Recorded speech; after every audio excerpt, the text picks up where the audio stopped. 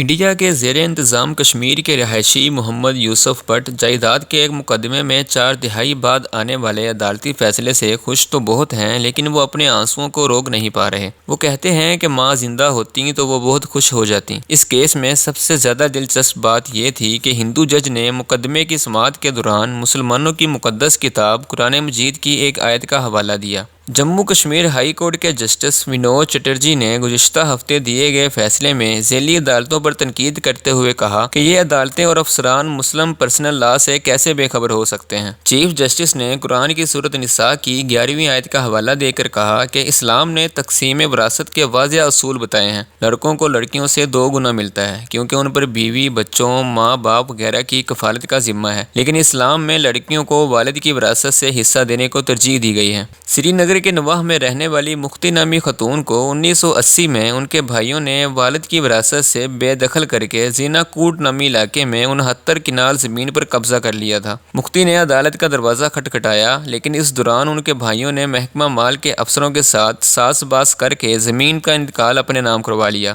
مفتی اپنی 4 بیٹیوں اور 5 بیٹوں کی کفالت کے ساتھ ساتھ عدالت کے چکر بھی کاٹتی رہیں۔ سن 1996 میں ہائی کورٹ کے ڈویژن بینچ نے ان کے حق میں فیصلہ بھی سنایا تھا، لیکن اسے دوسری عدالت میں چیلنج کیا گیا اور پھر اسی سال مفتی وفات پا گئیں۔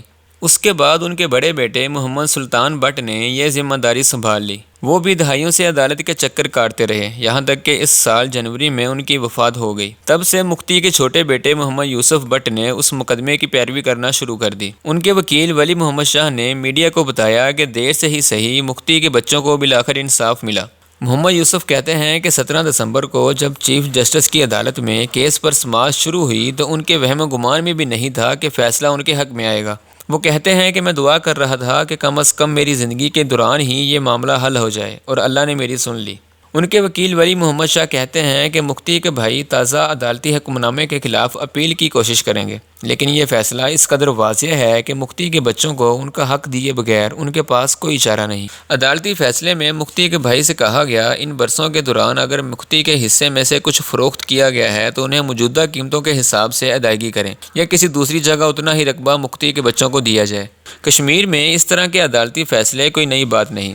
ہائی کورٹ کے ایک وکیل نے بتایا کہ اکثر دیکھا گیا ہے کہ بھائی اپنی بہن یا بہنوں کو والد کی جائیداد سے حصہ نہیں دیتے اور عدالتی زور سے انہیں دینا پڑ جاتا ہے، جس کے بعد وہ لڑکی کے ساتھ مراسم نہیں رکھتے اور اس طرح لڑکی میکے سے محروم ہو جاتی ہے۔ انہوں نے وضاحت کرتے ہوئے بتایا کہ یہی وجہ ہے کہ اکثر لڑکیاں خوشی خوشی اپنا حصہ فراموش کر دیتی ہیں تاکہ بھائی کے گھر آ جا سکیں، لیکن حالیہ چند برسوں سے اس رویے میں تبدیلی نظر آئی ہے۔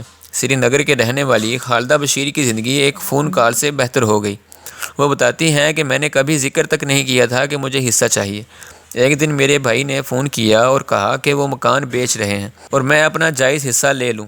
میں نے ڈرتے ہوئے کہا کہ اس کے بعد بھی میں آپ کے گھر آ جا سکتی ہوں، تو بھائی نے مسکراتے ہوئے کہا، مستحق کو اپنا حق ملنا چاہیے، رشتے محبت سے بنتے ہیں، حق مارنے سے نہیں۔ خالدہ نے بعد میں اس سے اپنے مکان کی دوسری منزل تعمیر کر لی۔ 3 بچوں کی ماں خالدہ کے شوہر ایک فیکٹری میں مزدور ہیں۔